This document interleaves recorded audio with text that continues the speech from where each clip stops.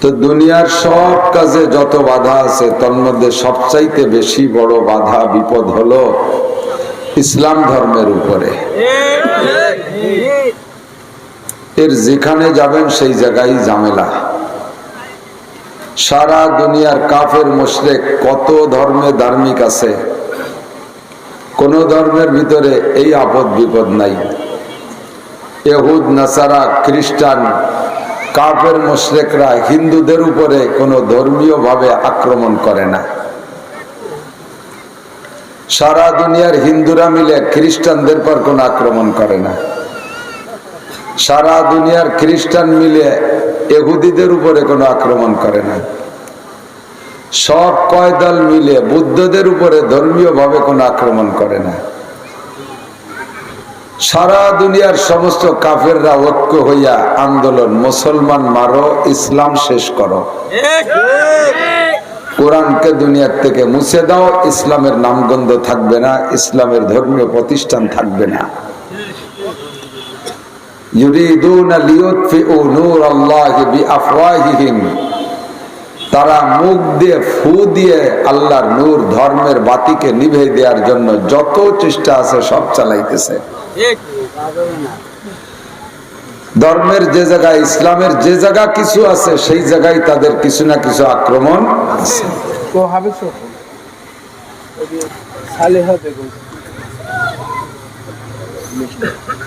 ব্রেনের ষড়যন্ত্র, জবানের ষড়যন্ত্র এবং অস্ত্রশস্ত্রের দিক দিয়া সর্বদিক দিয়ে মুসলমানদেরকে আহত, নিহত, ক্ষত বিক্ষত করার চেষ্টা চলতেছে। সারা বাংলাদেশ মাহফিল করে আসছি। আমাদের গোপালগঞ্জে তো তুলনামূলক হিন্দু ভাইরা বেশি, অনেক হিন্দু। আপনাদেরও চোখের সামনে কত পূজা পাঠ হবে, একটা পূজায়ও বাধা নাই, অনুমতিও লাগবে না, সহযোগিতাও পাবে। মাহফিল করতে গেলে বাধা, মাহফিল করতে গেলে অনুমতি লাগবে, মাহফিল করতে গেলে অনেক কথা হিসাব নিকেশ করে বলা লাগবে। কোন এক মাহফিলে রাজনৈতিক নেতারা আমার সাথে আইসা স্টেজে আমার আগে বলে দিয়ে গেলেন, হুজুর যা কন আর না কন রাজনীতির কথা কইয়েন না। তা আমি বললাম, আমরা এখানে যা বলি তা যদি সরকারের পক্ষে হয় তাও কি বলবো না? যে সরকারই আসুক, সরকারের পক্ষে যদি হয় তা কি বলবো না? হ্যাঁ, তা বলবেন। তা আপনি বসেন, আমি কি কি বলবো আগে আপনার হেডলাইন শুনেই দেই। আমি বললাম, আমরা এখানে বলবো নামাজ পড়বেন, রোজা রাখবেন, হজ করবেন, যাকাত দেবেন, পর্দা করবেন, হালাল খাবেন, চুরি করবেন না, ডাকাতি করবেন না, লুচ্ছবি করবেন না, অপহরণ করবেন না, ধর্ষণ করবেন না, পরের মায়ের গায়ে অ্যাসিড মারবেন না, মদ খাবেন না, গাঁজা খাবেন না, ফেন্সিডিল খাবেন না, হিরোইন খাবেন না। আমি হেডলাইন বলতেছি। টোন মারবেন না, মন মারবেন না, রাস্তা মারবেন না, খাল মারবেন না, বিজিএফ কার্ড মেরে খাবেন না, বিধবা ভাতা মারিয়ে খাবেন না, বয়স্ক ভাতা মারিয়ে খাবেন না, করোনা ভাতা মারিয়ে খাবেন না, আটে বাজারে সরকার যে পায়খানা দেয় পাকা পায়খানা এগুলো মারিয়ে খাবেন না। জানরা আমাকে বললেন, ওরা কেউ চেয়ারম্যান, কেউ উপজেলা চেয়ারম্যান, এগুলো বলবো, কয় জি হুজুর বলে। আমি আমাদের ওয়াজ এই ছাড়া আর কি? এ জায়গা যারা অন্যায় করবে তাদের সম্পর্কে কি সমালোচনা করতে পারবো না? গীবাত হারাম, গীবাত জায়েজ নাই, কিন্তু যেই বিষয়টা আমি বলতে যাচ্ছি, যার গীবাত করতে চাচ্ছি তার সম্পর্কে যদি মজলিসে না বলি, ওই লোকটাই অন্যায় করেই যাচ্ছে, লক্ষ লক্ষ মানুষকে ক্ষতি করতেছে, এই ব্যক্তির সম্পর্কে গীবাত করা ফরজ। একা এক ব্যক্তি কখনো অন্যায় করে ফেলাইছে, ত্রুটি হয়ে গেছে, আমার সামনে ধরা পড়ে গেছে, আমি তাকে সামাজিকভাবে খাটো করার জন্য মানুষের ভিতরে তার সম্পর্কে সমালোচনা করে, এর নাম গীবাত। যেই পিসাব লক্ষ লক্ষ মানুষের ঈমান নষ্ট করতেছে পীর পতাকা উড়াইয়া, আমি তাকে বললেও সে থামতেছে না। এই পীর, এই ভণ্ড পীর, এই লুচ্চা পীর, এই শয়তান মার্কা পীরের হাত থেকে উম্মতকে বাঁচানোর জন্য আমার ওপেনে তার বিপক্ষে কথা বলা, এটার নাম গীবাত না। ঠিক না? তো এইগুলো কি বলবো না? সরকারও চাইতেছে মাদক বন্ধ করবে, সরকার চাইতেছে দুর্নীতি দমন করবে, যার জন্য সরকার বাহিনীও গঠন করছে অ্যান্টি করাপশন। ইংরেজিতে কি কয়? অ্যান্টি করাপশন, দুর্নীতি দমন। পুলিশের ভিতরে একটা সেক্টর আছে দুর্নীতি দমন। এই দুর্নীতি দমন অ্যান্টি করাপশন আলারাও ঘুষ খায়, তাকে দমন করার জন্য আর একটা দল বানাইছে অ্যান্টি করাপশন। তারাও ঘুষ খায়, তাকে দমনের জন্য বানাইছে দুদক। এই দুদকও ঘুষ খায়, তার জন্য প্রধানমন্ত্রী। এগুলো কমো না, কারণ না তা কবে না করার কি আছে? আমরা যা ওয়াজ করি এ সম্পূর্ণ ওয়াজ সরকারের পক্ষে, কিন্তু এক শ্রেণীর পশ্চিমা গডফাদারদের দালাল, পশ্চিমা গডফাদার লালচামের বানর এহুদ নাসারাদের দালাল, তারা আমাদের কথা না বুঝা সরকারের মাথা গরম করে, আমাদের রাজনৈতিক মহাব্বতের নেতা নেত্রী ভাইদের মাথা গরম করে, তাদের ব্রেন ওয়াশ কইরা এই সমস্ত ধর্মীয় প্রতিষ্ঠানে বাধা দেয়। একটা মজলিসে, মুসলমানদের কোন মজলিসে মানুষের নীতি সম্পর্কে, নৈতিক চরিত্রের উন্নয়ন সম্পর্কে কথা বলে না। আমরা আল্লাহর রহমতে ওয়াজের ময়দানে মানুষকে নীতিবান বানানোর চেষ্টা করি, নীতিগত কথা বলি। আর কেনই বা বলবো না? আমাদের কথা নীতির বাইরে কেন যাবে? আমরা যা সামনে নিয়ে কথা বলি, যেটা আমাদের শিক্ষা কোর্স, সেটা হলো আল কোরআন। কথা বলেন ঠিক না? সেটা বিশ্ব নবীর হাদিস। আর কোরআন আর হাদিস সম্পর্কে কাহার কোনো মন্তব্য আছে? সন্দেহ আছে? এর ভিতরে খারাপের কিছু থাকতে পারে? আল্লাহ চ্যালেঞ্জ করে বলেন, যালিকাল কিতাবু লা রাইবা ফিহি, ডোন্ট মাইন্ড, আমার এই কিতাবের ভিতরে কোনো সন্দেহের অবকাশ নাই। আমি আমার বান্দা মুহাম্মদের উপরে যে কিতাব নাজিল করেছি, তোমার যদি সন্দেহ হয়, তুমি বড় পণ্ডিত, তুমি বিশ্ববিখ্যাত পণ্ডিত, ইন কুনতুম ফি রাইবিন মিম্মা নাযালনা আলা আবদিনা, আমার বান্দার পর নাজিলকৃত কিতাবের সম্পর্কে যদি তোমার সন্দেহ হয়, তাহলে তুমি তো তার চাইতে বহুত বড় পণ্ডিত। আমার মুহাম্মদ কোনো কেজিতে পড়ে নাই, কিন্ডারগার্টেনে পড়ে নাই, প্রাইমারিতে পড়ে নাই, হাই স্কুল কলেজ বিশ্ববিদ্যালয়ে পড়ে নাই, কোনো মক্তবে পড়ে নাই, হেফজখানা মাদ্রাসায় পড়ে নাই, দুনিয়ার কোন মানুষের কাছে পড়ে নাই। সে একেবারে জন্মসূত্রে উম্মি, আক্ষরিক জ্ঞান সে নিয়ে দুনিয়ায় আসে নাই, এবং দুনিয়া থেকে অক্ষর শেখেও নাই। এমন একটা মানুষ তোমাদের কাছে যে কোরআন শোনায়, ওই কোরআনের পর সন্দেহ হয়। তোমরা তো বিশ্ববিখ্যাত পণ্ডিত, আন্তর্জাতিক খ্যাতি সম্পন্ন বড় বড় শিক্ষিত পণ্ডিত, খ্যাতি সম্পন্ন আওয়াল, তোমরা বাতুল সূরাতুন মিসলিহি, পারলে আমার মুহাম্মদ যে কিতাব নিয়ে দেশে, ওর ভিতরে 114টা সূরা আছে, ওর ছোট্ট থেকে একটা ছোট্ট সূরা তোমরা বানাই দেখাও। পারলে বানাও। পারবে তো না, পারবেই না। আল্লাহ পাক আরো বলেন, ওয়াদু শুহাদাকুম মিন দুনিল্লাহ, আল্লাহ বাদে তোদের আরো যত সহযোগিতা আছে, যত সহযোগী দল আছে, সবাই রে নে। এরপরে আল্লাহ পাক বলেন, কুল্লাইন ইজতামাতিল ইনসু ওয়াল জিন্নু আলা আইয়াতু বিমিথলি হাদাল কুরআন লা ইয়াতুনা বিমিথলিহি ওয়ালাউ কানা বাযুহুম লিবাযিন যাহিরা। আল্লাহু আকবার। তোমাদের মধ্যে সবচেয়ে বড় শিক্ষিত বিজ্ঞানী পণ্ডিত যে, ওই রকম যদি সারা দুনিয়ার সমস্ত মানুষও পণ্ডিত হয়ে যায়, এ বোঝেন সারা ওই পোলাপান করা, কথা কইটা এই যে গেল ঝুলবে না দেশকে।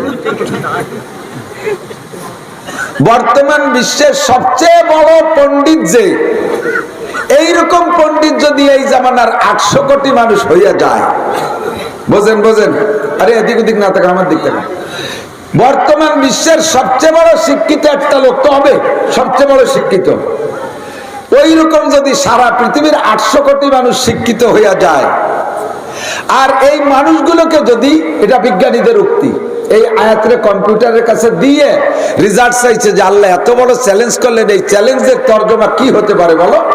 তো ওদের কম্পিউটার মেশিনে রেজাল্ট দিয়েছে যে বর্তমান বিশ্বের সবচাইতে বড় পণ্ডিত যে, সারা পৃথিবীর সমস্ত মানুষগুলো যদি ওই রকম শিক্ষিত পণ্ডিত হয়, আর পৃথিবীর সৃষ্টি হয়েছে 450 কোটি বছর আগে, এই সব মানুষগুলো যদি 450 কোটি বছর আগে একদিনে জন্ম হয়, আর এই সব মানুষ 450 কোটি বছর হায়াত পায়, আর এই সব মানুষ একটা গবেষণাগারের মধ্যে বৈশা কোরআনের মতো একটা কোরআন রচনা করার চেষ্টা চালায়, তাহলে 450 কোটি বছর ধরেও তারা বানাইতে পারবে না। এটা কম্পিউটারের রেজাল্ট। হ্যাঁ, কোরআনের মতো একটা কোরআন বানাইতে পারবে, একটু সময় লাগবে। এই মানুষগুলো সব 450 কোটি বছর হায়াত পাইয়া গবেষণা করে আসবে এ পর্যন্ত। আর এখন থেকে আমার সামনে কয় বছর লাগবে, কারো কয় বছর লাগবে, কয় বছর লাগবে, কয় 360। কত? 360-এর পিছনে 26টে সৈন্য দিলি কয় বছর হয়? 20 বছর হয় না? কথা কয় না।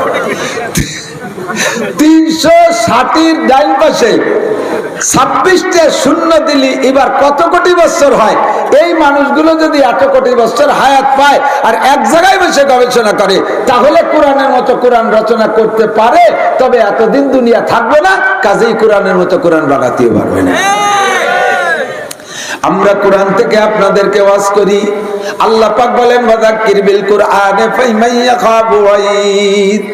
যারা আল্লাহকে ভয় পায়, জাহান্নামে ভয় পায়, আখিরাতে ভয় পায়, আল্লাহর সামনে জবাব দিতে হবে বিষয়টাকে ভয় পায়। হে মুসলমান, কবরে যাবে ভয় পায়, আর মরণকে ভয় পায়, জাহান্নামকে ভয় পায় যারা, আল্লাহ পাক বলেন ওয়াযাক্কির বিল কুরআন, তাদেরকে কোরআন দিয়ে বয়ান করো, কোরআন দিয়ে তাদেরকে নসিহত করো, কোরআন দিয়ে তাদেরকে বুঝাও। আমরা কোরআন নিয়ে এসে আপনাদের সামনে, আমাদের বয়ান প্রধানমন্ত্রীর জন্য প্রয়োজন, আমাদের বয়ান প্রেসিডেন্টের জন্য প্রযোজ্য, স্বরাষ্ট্রমন্ত্রী, ধর্মমন্ত্রী, প্রতিমন্ত্রী, মন্ত্রী আর প্রতিমন্ত্রী যত আছে, যত রাজনৈতিক নেতা আছে, আল্লাহর কোরআনের বাহিরে কেউ না। যদি তুমি আল্লাহকে মানো, আখিরাতকে মানো, নবীকে মানো, কথা বলেন ঠিক কি ঠিক না? এই জায়গা বাধা সৃষ্টি করা, তার মানেই হলো কোরআনের বয়ানকে বাধা দেওয়া। আর কোরআনের বয়ানকে বাধা দেওয়ার পরিণতি কিন্তু ভালো না। এর সম্পর্কে লম্বা চওড়া শক্ত কথা আমি বললাম না। আল্লাহ পাক রব্বুল আলামিন আমাদেরকে এই কোরআনের ময়দান থেকে হিদায়াত নসিব করে, সবাই বলেন আমিন। দোয়া করবেন যেন আল্লাহ তাআলা এই মাঠটাকে কিয়ামত পর্যন্ত উন্মুক্ত রাখে, বলেন আমিন। এর উপরে কোনো বাধা নিষেধ যেন না আসে। মুসলিম কান্ট্রিতেও খোলামেলা ওয়াজ করতে দেয় না। সৌদি আরব, আরব আমিরাতে খোলা মাঠে এরকম বয়ান করার সুযোগ নেই।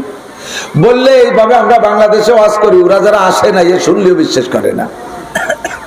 আমার মাদ্রাসায় একবার এক শায়েক আনছে সৌদি আরবের থেকে। ওই শায়েক মনে করছে ওই দেশে যেমন মসজিদের মধ্যে একটু তাফসীর হয় মাগরিবের পরে, এখানে মনে তাই হবে। আমি তারে নিচে স্টেজে রাত 10টার সময়, সে সময় গরমকাল ছিল, উপরে সামিয়ানা দেই নেই, নিচে খেয়ার বিছানো গাছের ভিতরে, উনার জন্য একটা স্টেজ বানাইছি। হাজার হাজার মানুষ।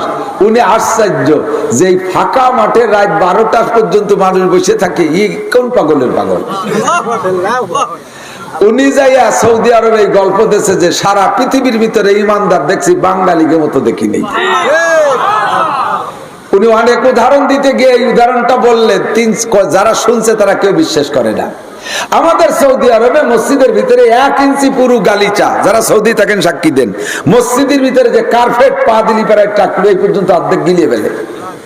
আর বিভিন্ন প্রকার ধুনি দিয়া, চন্দনের সুগন্ধি ধুমা দেওয়া, এই আতর মারা, স্প্রে মারা, তার ভিতরে বসে মাগরিবের পরে আধা ঘন্টা ওয়াজ শোনে না। আর এইভাবে খালি ফাঁকা জায়গায়, ফাঁকা মাঠের মধ্যে, মাটির উপরে বসিয়া রাত 12টা পর্যন্ত ওয়াজ শোনে। তুমি মিথ্যে কথা কি দেখতে কি দেখিয়েছো আর কেউ কাছে কইলে না। পরে উনি বারবার বলতে বলতে 2 শায়েক দাওয়াতি নিয়ে ফেলাইছে ওনার কাছে, আমরাও যাব। একজন ডাক্তার ফাতেহি আর একজন ডাক্তার হাসান সারাবি, 2জন 2 বার আসছে। তো ওই বুড়ো আসলে যে পরিমাণ লোক আছে তার থেকে মনে হয় 50 গুণ বেশি আসছে। মানে আমার মাঠে আগান বাগান, বাড়ি ঘর, জুমন নামাজের সময় সব ভরে গেছে। আমার মাদ্রাসার মাঠ 2 একর, সাথে আর 2 একর, রাস্তাঘাট, আশপাশের বাড়িঘর সব ভরে গেছে জুমন নামাজ। মক্কার ইমামের পিছনে নামাজ পড়বে। দেখি আশ্চর্য, আল্লাহু আকবার। আমার বলতে বাধ্য যে সৌদি আরবের মানুষের ইমানের চাইতে বাঙালিকে ইমানের দাম আল্লাহর কাছে এই জন্য বেশি। এরা ইমানদার বেশি, আমরা পাকা জায়গা মখমল গালিচার মধ্যে বসে শোনাতে পারি না। আল্লাহ তাআলা আমাদের এই ইমানের পরিচয় দেওয়ার তৌফিক দান করে, বলেন আমিন। যখনই যেমন দিনের কথা আসবে মন দিয়ে কান লাগাইয়া শুনবেন। আমাদের সময় কম, সময়ের কোনো ওয়ারেন্টি গ্যারান্টি নাই, হায়াতের কোনো গ্যারান্টি নাই। কথা বলেন আছে? দুনিয়ায় আসার জন্য একটা সিরিয়াল লাগে, যাওয়ার জন্য কোনো সিরিয়াল লাগে না। আগে দাদা আসতে হবে, তারপরে আব্বার আসতে হবে, তারপরে আমার ছেলে, তারপরে তার ছেলে, এইভাবেই তো নাকি বলেন? এরকম কোনো কি গল্প বাঁচছে যে আমাকে এলাকায় একটা ছেলে জন্ম নিয়েছে, ওর দাদা 20 বছর পরে জন্ম নিয়েছে তার ছেলে, আপন দাদা? এই হয় নাকি কোনোদিন? আর ছেলেটা আগে কি দেখি জন্ম নিয়ে বেলাইছে, বাপ এখন হয়ে পারেনি, ওর বাপ বলে 25 বছর পরে হবে। এই হয় নাকি কোনোদিন? যে আগে আসে সেই বাপ, যে পরে আসে সেই ছেলে, নাকি বলেন? কিন্তু এলা আসার সিরিয়াল, যাওয়ার জন্য এরকম কোন সিরিয়াল জরুরি না। দাদা থেকে গেছে পোতা চলে গেছে, নানা থেকে গেছে নাতি চলে গেছে, মা থেকে গেছে মেয়ে চলে গেছে, বাপ থেকে গেছে ছেলে চলে যাচ্ছে চোখের সামনে। এর মধ্যে তো অনেকে আছেন এই এরকম দুর্ঘটনা ঘটানো লোক আছেন না? তো যে কোনো সময় চলে যেতে পারে। হায়াতের পরিমাণ একেবারে কম। ধরে নেন হায়াত যেটুকটা পাওয়া হয়ে গেছে, এখন যেটুক পাবো বোনাস। কথা বলেন? একজন মানুষ কি বাহিম্মত বলতে পারবেন যে আজকের ফজর পর্যন্ত বেঁচে থাকবেন? আছে কেউ? বলেন তো কেউ সাহস করি যে আমার বাড়ি গোপালগঞ্জ, আজরাইলের মধ্যে ঢুকতেই দেবো না, আমি যুবলীগ ছাত্রলীগ করি, কিসের আবার আজরাইল? আসলি মুসা আলাইহিস সালামের মতো ঘুষি দিয়ে চোখ কানারে ফেলে দেবো। খালি কয়ে দাও আল্লাহ কয় তোরে মারবো এই জায়গা, তোরে হেনতে উঠতে দেবো না। ঠিক কি ঠিক না? মারতে আর আল্লাহর কোনো সময় লাগে না। তাহলে হায়াত যেটুক পাওয়ার দরকার তা পাওয়া হয়ে গেছে। ধরে নেন যার যেটুক 5 বছর 7 বছর 10 বছর 40 50 80 যে যেটুক পাইছেন হায়াত পাওয়া হয়ে গেছে। এই হায়াতের কোনো গ্যারান্টি নাই। সামনে যেটুক পাবো এটুক আল্লাহর কাছ থেকে চেয়ে নেব, এইটুকু কাজে লাগানোর জন্য সামনে একটু হায়াত আল্লাহর কাছে চাই। বলেন আমিন। আল্লাহ একটু হায়াত দান করেন, বলেন আমিন। এই হায়াতটুকের সাথে আবার 2-3টে সিফাত লাগাইতে হয়। খালি লম্বা হায়াত পাইলেন আর প্যারালাইসিসের রুগী বারান্দায় শুয়ে থাকলেন, এই হায়াতের কোনো দাম আছে? সৈয়দ বংশের লোক, বংশও ভালো আর ধনী গণীয় সেরকম, কিন্তু প্যারালাইসিসে বারান্দায় শুয়ে রয়েছে, খালি বউ বাচ্চা নিয়ে ক্যাটর ম্যাটর আরে। ও আবাইসে থেকে কোনো লাভ আছে? ওর ছেলে মেয়েরা ডেলি মাদ্রাসায় যে হুজুরির কাছে মামলা দেয়, হুজুর 5000 টাকা দিলাম আর আব্বার একটু জালাল খতম পুরি মারি দিয়ে যায়। এ বুড়ো উজোয়ও না বাইচইও না, খালি আই দিয়ে ভাই দিয়ে কাইছে কুইছে রিজেন পার্টি নষ্ট করে ছেলে মেয়ে নিয়ে খালি ক্যাসের ম্যাসের ওরা মরে না কে? তাহলে এই হায়াতের কোনো দাম? তাহলে হায়াত চাইবো কিভাবে বলেন? সুস্থতার সাথে। একটু কর না, সুস্থ ভালো না? সুস্থতার দরকার আছে না নাই? তন্দুরস্তি গরনা বাসাত শিরে শকরে জাহরে হাস, তন্দুরস্তি গরনা বাসাত শিরে শকরে জাহরে হাস, মাহবুবা গার খুশনা বাসাত বিস্তরে গুল খার হাস। শরীর যদি সুস্থ না থাকে দুধ চিনিও ভালো লাগে না, যত খাবার দেন তা ভালো লাগে না, আর বন্ধুর সাথে সম্পর্ক ভালো না থাকলে ফুল বিছানা কাটা কাটা লাগে। কাজেই সুস্থতার সাথে হায়াত কামনা করি। বলেন সুস্থতার সাথে, ইজ্জতের সাথে। ইজ্জতের দরকার আছে না নাই? শরীর সুস্থ কিন্তু আকাম এমন একটা করছেন, রাস্তায় গেলে মানুষ জুতো মারে, মানুষের সামনে মুখ দেখানোর কায়দা থাকে না। আমি যখন নাবালেগ থেকে সাবালেগে পদার্পণ করি, মাদ্রাসায় পড়ি, মাঝে মাঝে মাদ্রাসায় যাই, সন্তানরা বড় হইলে আব্বা মায় টের পায়, আর কেউ টের পাক আর না পাক, কণ্ঠ পরিবর্তন হয়, নাকের ডগা মোটা হয়, মেয়েদের শরীরের বিভিন্ন জায়গা পরিবর্তন আসে, ছেলেদের মোজদাড়ি হালকা হালকা গজায়, আব্বা মা এই কণ্ঠ শুনে টের পায় ছেলে এখন সাবালেগের দিকে যাইতেছে। আমার মা আমাকে একদিন একটা ওয়াজ করেছিলেন, পরে আমি কিতাব পড়তে পড়তে দেখি আমার মূর্খ মা যে কবে এই কিতাব পড়ছে আল্লাহই জানে। কিতাবের ভিতর সেই কথাটা আসছে, হযরত ওমর ইবনে খাত্তাব রাদিয়াল্লাহু তাআলা আনহুর নসিহত ওনার সন্তানদের জন্য। আমার মা সেই নসিহতটা আমাকে বলতেছে, বাবা দেশে বিদেশে থাকো, বিভিন্ন জায়গায় লজিং আর জায়গির থাকো, মাদ্রাসায় থাকো, আমরা গার্জিয়ান আব্বা মা তোমাদের সাথে থাকতে পারি না।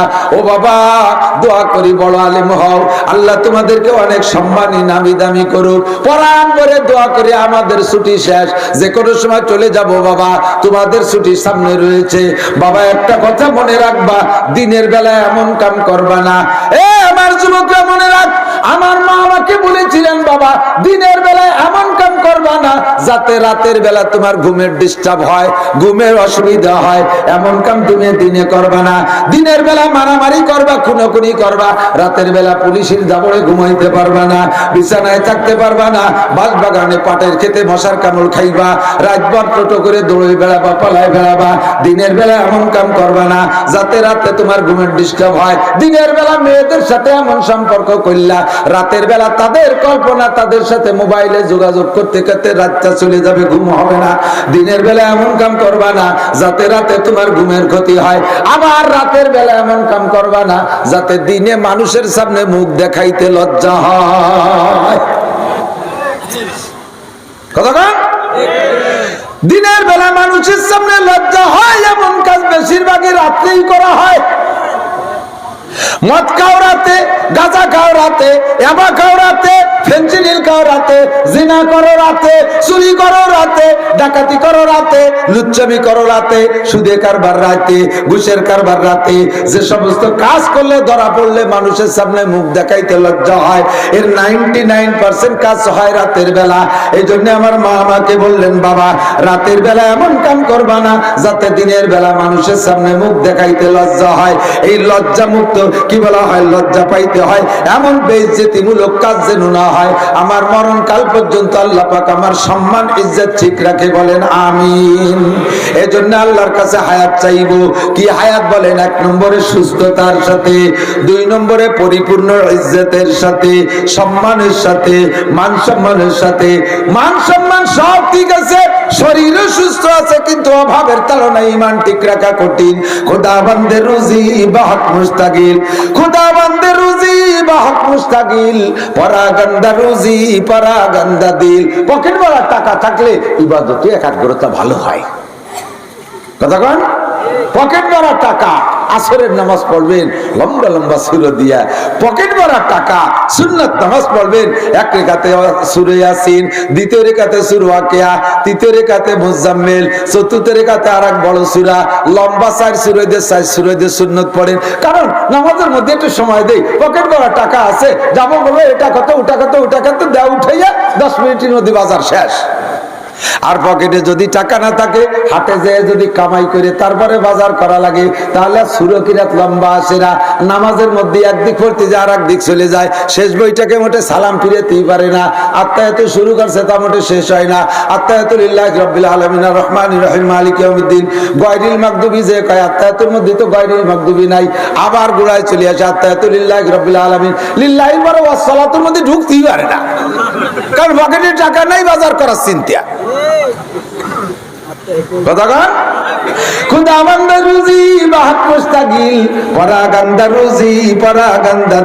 এই জন্য আল্লাহর কাছে 3টে জিনিসের সাথে হায়াত চাবো, মনে আছে? 1 নম্বরে সুস্থতা, একটু কান, 1 নম্বরে সুস্থতা, 2 নম্বরে ইজ্জত সম্মান, 3 নম্বরে প্রশস্ত হালাল রুজি। রুজি তবে হারাম দিয়ে যেন না খাই। আমার এক পুলিশ আছে, বড় মহব্বতের পুলিশ, উনি আমার কয়ে দিয়েছে, হুজুর আমার গল্পগুলো কইতে গেলে নাম কইেন, আমি তাতে লজ্জা পাবো না। হাজারো পুলিশ সবক পাবে, আমি তারপরও নাম বলতেছি না। এই পুলিশ, বসেন মুরব্বী বসেন, এই পুলিশ বিশ্ববিখ্যাত ফাজিল পুলিশ। উনি নিজেই দাবি করে বাংলাদেশে যদি কাউরা পুলিশ থাকে 2-5টা, তার ভিতরে নাম্বার 1 আমি। নিজে বলে 4 বছরে ঘুষ খাইয়া 2 বড় দালান বানাইছে, 4 তলা। একজন সাধারণ দারোগা আমার সাথে যেদিন ধরা পড়ছে, মাহফিলে গেছে, আমার মাহফিল বন্ধ করতে গেছে উনি, আমার মাহফিল হতে দেবে না, ওসিও সেই ক্লাসের একজন পাঠাইছে। তো যাই আমার মাহফিল বন্ধ করতে যে ওয়াজ শুনতে 2 ঘন্টা শুনছে, বন্ধ হওয়ার কথা মনে নাই। পরে শেষের আধা ঘন্টা কি কইছে আমার তা মনে না, আমি সেদিন ওয়াজে কি কইছি তা জানি না। শেষের আধা ঘন্টা বয়ানে খালি উনি কাঁদছে, তওবার বয়ান করছিলাম, এটা মনে আছে। স্টেজেতে নামার পরে জড়ায় ধরিয়ে বড় জুয়ান আমার ওই পাশে মাথা নিয়ে কাঁদতে কাঁদতে চোখের পানি আর নাকের শিয়েন দিয়ে আবার পিঠ ভিজে ফেলাইছে, জড়ায় ধরিয়া।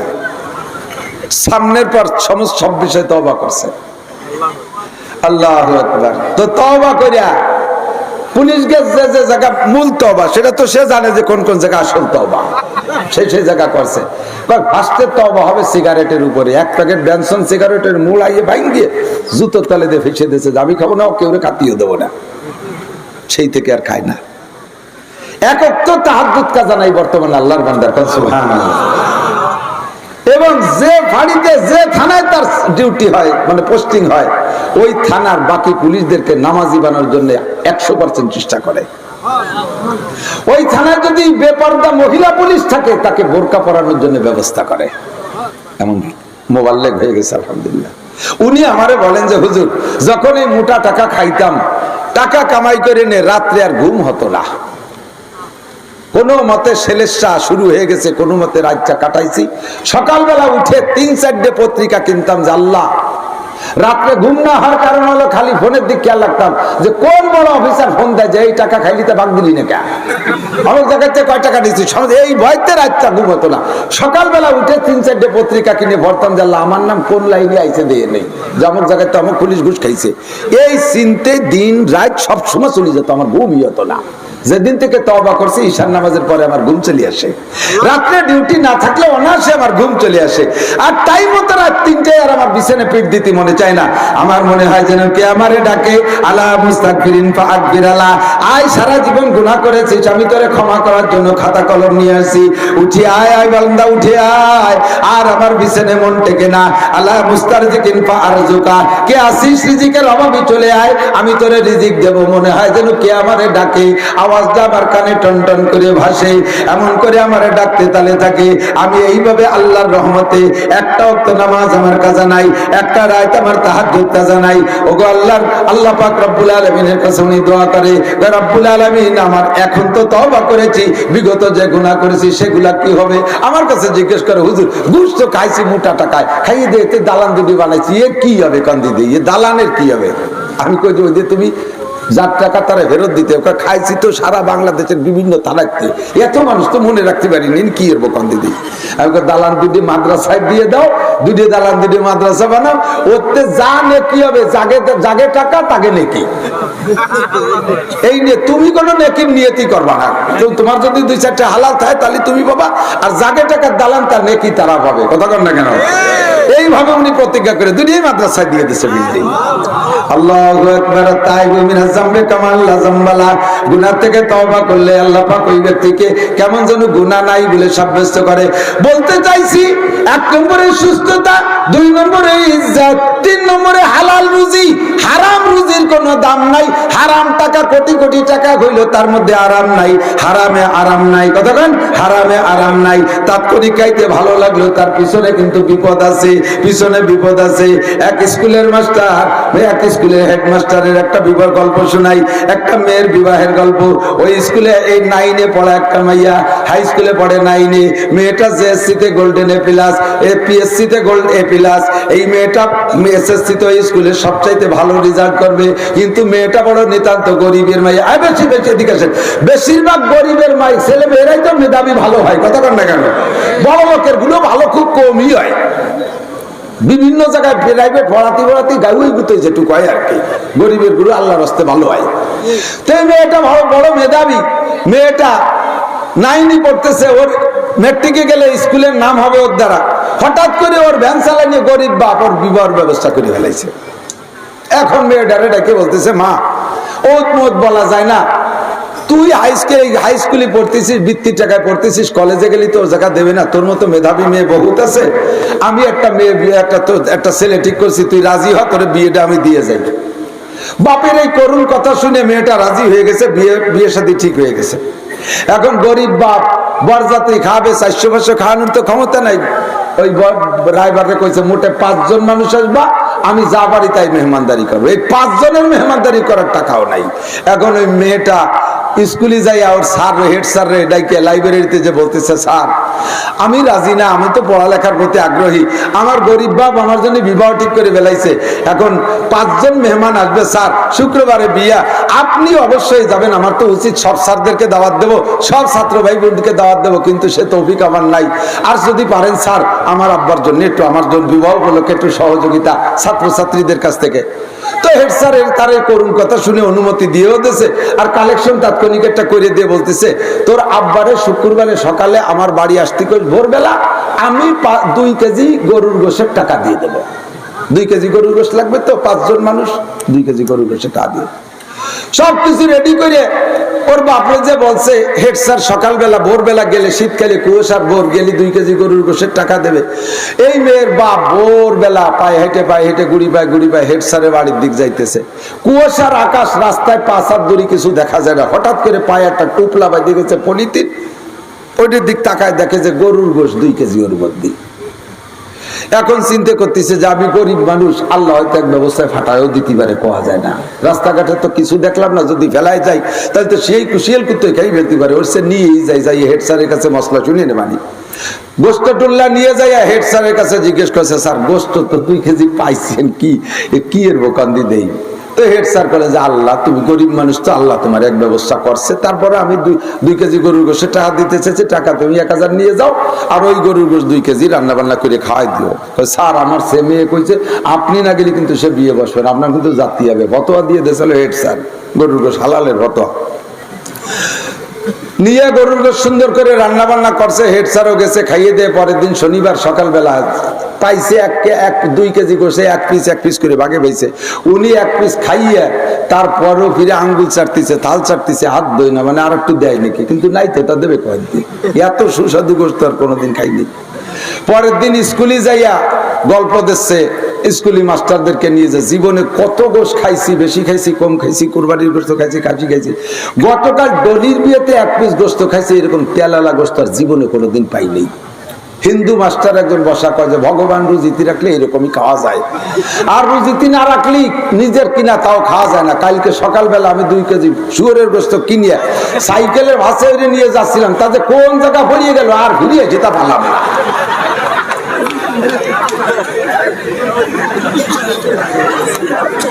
সেই 2 কেজি ওই 2 কেজি হেড স্যার শুনে আর ব্যাখ্যা তফসির না করিয়া দমাদম পাগলা ঘন্টা বাড়াই দিয়ে ছুটি দিয়ে বাথরুমের ওই পাশে যে বমি হতেছে। কালকে রে শুয়োরের গোশতে, আজকে কি শুয়োরের পেটে আছে? আস্তাগফিরুল্লাহ। খাওয়ার সময় হারামে মজা আছে, খুব তেলে গোশ, কিন্তু পরে তার সাজা আছে। কথা কন না কেন? হারাম খাবো না, হালালের মাধ্যমে আল্লাহ প্রশস্ত রুজি দান করুক, জোরে বলেন আমিন। রিজিকের জিম্মাদারি কার কাছে? ওমা মিন দাব্বাতিন ফিল আরদি ইল্লা আলাল্লাহি রিজকুহা। এই জমিনের মধ্যে যত প্রাণী আছে সকলের রিজিকের জিম্মাদারি কার হাতে? তুমি রিজিক নিয়ে চিন্তা করো না।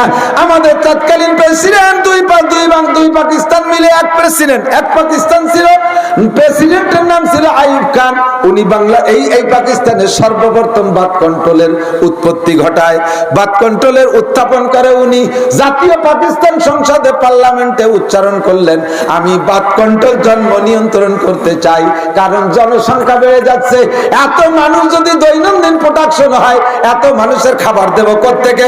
বসত বাড়িতে জায়গা জমি ঘিরে ফেলতেছে, খেত খামার সব চাষি জমিগুলো বসত বাড়িতে ঘিরে নিয়ে যাচ্ছে। কাজেই জনসংখ্যা কমাইতে হবে, বাদ কন্ট্রোল করতে হবে।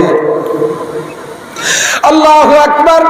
এবার পাকিস্তানের পার্লামেন্টে বিল উত্থাপন করার পরে এমপি মহোদয়রা বললেন, স্যার বিষয়টা তো ভালো, জনসংখ্যা কমাইতে হবে, ঠিক আছে, তবে এটা ইসলামের দৃষ্টিতে জায়েজ না নাজায়েজ মৌলবীর কাছ থেকে একটু শুনে নিলে হয়।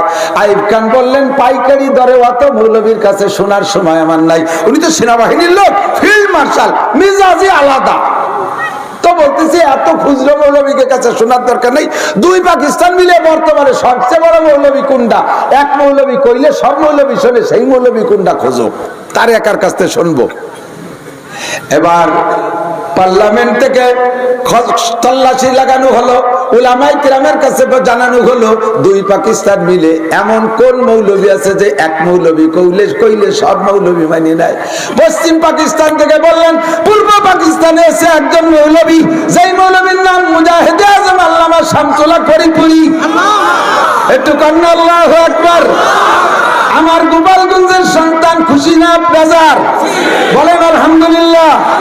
দুই পাকিস্তান মিলে একজন মানুষকে সামনে আনা হলো, তার নাম মুজাহিদে আজম আল্লামা শামসুল হক ফরিদপুরি। আইয়ুব খানকে বলা হলো ওই এক মৌলবী যদি বলে কোন মৌলবীর কথা থাকবে না। আইয়ুব খান এবার নিজেই পূর্ব পাকিস্তানে আইসা বাংলাদেশের পূর্ব পাকিস্তানের যেটা ওনাদের অফিস ছিল ওই জায়গা বৈশা সদর সাহেব ডেকে পাঠাইছে। সদর সাহেবের অফিসে মাঝে লম্বা কিস্সা মুলটুক কই সদর সাহেবের সামনে নিয়ে বসাইয়া বলতেছে মৌলবী শামসুল হক সাহেব आप पहचानते हो मैं कौन हो? আপনি চেনেন আমি কে? कहा मैं पहचानता हूं, आप फील्ड मार्शल आइयूब खान मशरिकी और मगरबी पाकिस्तान के प्रेसिडेंट है। दुई Pakistan president field marshal Ayub Khan अपनी मैं संसद में एक बिल उत्थापन किया, उर्दू में मिलिट्री बोलते से वो क्या है तो बात कंट्रोल करना है। दुनिया के अंदर आदमी ज्यादा बढ़ जाता है, মানুষ বেশি বেড়ে যাচ্ছে, এই জন্য জনসংখ্যা কমানোর জন্য আমি বাত কন্ট্রোল করতে চাচ্ছি, আপনি ফতোয়া দেন জায়েজ না না জায়েজ। সদস্য বললেন যে কি জন্য? এত মানুষ হলে খাইতে দেবো কোত্থেকে, জায়গা দেবো কোন জায়গায়, বসবাসের জায়গা ঘিরে ফেলতেছে, এই জন্য মানুষ কমাইতে হবে। সদস্য বললেন আইয়ুব খান রিজিকের মালিক কি তুমি? रिजिक का मालिक तू नहीं है, रिजिक का मालिक कौन है? अल्लाह है रिजिक का मालिक। आप ये फिक्र मत कीजिए, সমস্ত প্রাণী রিজিক দেয় আল্লাহ। তিমি মাসে একটা তিমিতে ডেলি 6 টন খানা খায়, তার যদি কিলা কবে বাত কন্ট্রোল করতে গেছে? হাজার হাজার তিমি পয়দা আছে খাইয়ে বাহার দিচ্ছে, তাকে জন্য তুমি কবে খাবার দেওয়ার বাত কন্ট্রোল করার কথা বলো? তাকে তো বলো না। বাঘে খাবার খায়, শিয়াল কুত্তায় খাবার খায়, তাদের কোনো চাকরি নাই, ব্যবসা নাই, তাদের কেউ নাই। তারা যেমন খায় আশরাফুল মখলুকাত খাবে না, তারা না খেয়ে মরবে, আর এই চিন্তায় তুমি বাত কন্ট্রোল করতে আইছো। এবার আইয়ুব খান ধমক দিয়ে বলতেছে সদর সাহেব, হ্যাঁ মৌলভী শামসুল হক পহচান তো मैं कौन हो? চেনেন আমি কে? सदर साहब कहलें जे हाँ सीनी तो तुम तो प्रेसिडेंट आइयूब खान का, हाँ मैं फील्ड मार्शल आइयूब खान हो, 2 पाकिस्तान के प्रेसिडेंट हो। सदर साहब धमक दे बोले आइयूब खान तू बात जानता है मैं कौन हो? आइयूब खान তুই চিনিস আমি কে? তুই শুধু 2 পাকিস্তানের প্রেসিডেন্ট, আমি সারা পৃথিবীর মুসলমানদের প্রেসিডেন্ট। আমি নায়েবে নবী মুহাম্মদুর রাসূলুল্লাহ নাই, আমি তার অ্যাসিস্ট্যান্ট। দমকের মোকাবেলায় যখন দমক হয় যে সুন্দরবনের বাঘ না, বাঘের কিস্সা আমি মাঝে মাঝে শুনি, ওদিক গেলে সরাসরি শুনি আর মাঝে মাঝে ইউটিউব থেকে নামাই শুনি, খুব মজাদার লাগে। বাঘের সাথে মানুষের লড়াপিটা করে যারা টিকে আসছে তারা বলে যে বাঘে তো ধুমসাবে এসে আক্রমণ করে বসে, সাথে সাথে যদি বাঘের নাক চোখ জয় বক্সিং মারি দিয়ে যায়, বাঘে অনাসে ফিরে চলে যায় এক কিল খাইয়া। এইভাবে আমি বেঁচে আছি। যেমন দেবে দেবে ওই রকম যদি ধমক দেওয়া যায় সাথে সাথে থামিয়ে যায়। আইয়ুব খান এবার নরম হয়ে গেছে, বলতেছে आपके लिए 3 लाख रुपया हदिया है, सिर्फ दस्तखत कीजिए कि बात कंट्रोल जायज है। 3 লক্ষ টাকা দেব, টাকা সেই আমলে পাকিস্তান বিরুদ্ধে 3 লক্ষ টাকা দেব, আপনি শুধু দস্তখত করে দেন।